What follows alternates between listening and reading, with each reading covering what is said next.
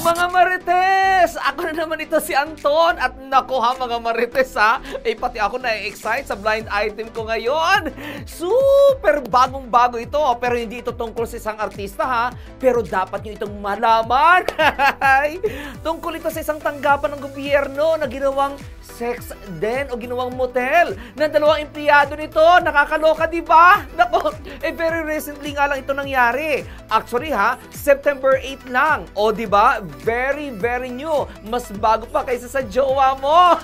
Ito na nga ang buong istorya, mga Marites ha. Nalaman lamang ang pahiging motel ng isang ahensya ng gobyerno nang magreklamo ang isang empleyado nito. Nagreklamo nga ang empleyado dahil nagalusan siya sa muka matapos suntukan sa kapwa niya empleyado na nasabing tanggapan ng gobyerno. Ibig sabihin, magkasama sila sa opisina o magka-office mate. Sa salaysay na naagrabyadong empleyado, nag-celebrate daw sila ng birthday sa office ng isang undersecretary na nasabing tanggapan ng gobyerno.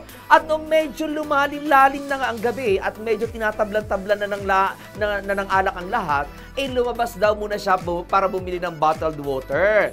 Pagbalik niya raw ay sinabihan siya ng security guard na hinahanap siya ng kasamahan nilang babae. Aba, mukhang pogi yata itong si naagrabyadong empleyado, no?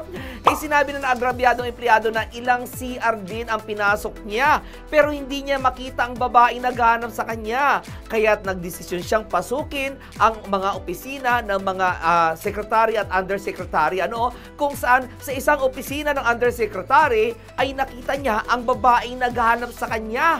Pero, ito na ha, laking gulat niya dahil ang babaeng naghahanap sa kanya ay nakita niya nakatalikod at nakaharap sa dingding. Parang ganito. Ganyan. Sa likod ng babaeng naghahanap daw sa kanya ay isa ring ito na nga. Ito na. Sa likod ng babaeng naghahanap daw sa kanya ay ang isa ring kasamahan niya sa opisina na lalaki. Kaya't gulat na gulat siya dahil siya ang hinahanap pero iba ang kumain. Ang nakapartner. Kitang-kita din daw na parehong nakababa ang pambabang kasuotan ng dalawa. Mga backfighter pa mga ito. Mukhang mahilig mag-alaga ng aso ang mga ito ha. Pero sa halip na amo ang gayahin, ang aso ang ginaya. Nakakaloka. Ay, mapapasana all ka na lang talaga. Char lang. Nang sitahin niya raw ang dalawa ay nagalit nga si lalaking backfighter. Bakit? Baka naman nabitin, di ba? Dahil sa tila nabitin, kung kaya't pinaalis daw siya. Sabi, alis muna. Pero hindi siya umalis. Aba, kahit naman ako, hindi ako alis. Libreng panood na nga naman yun, di ba? Char lang ulit ha, char lang yun ha. Nang hindi raw siya umalis, ay doon na siya sinuntok ng lalaking backfighter hanggang sa magkasuntukan na silang dalawa. Aba, teka muna ha. I wonder lang kung nung sinuntok siya ni backfighter, itinaas ba muna nito ang kanyang patalon at underwear?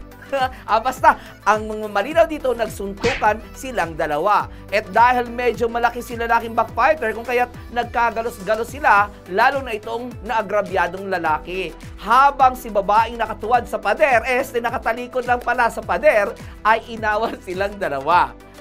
Nako, wag na. Basta ang tanggapan na to ay bagong-bago at bukod sa pagkain isa ito sa nagbibigay ng pinaka-necessity sa isang pamilya. Hanggang dyan na lamang tayo mga kamarites. Sasakit ang ulo nyo dyan ha. Basta, alayo sinasabi sa inyo, masarap matulog kapag may sarili kang bahay. Ayan na nga ang clue. Ako muli, si Anton. Hanggang sa susunod na blind item. Bye!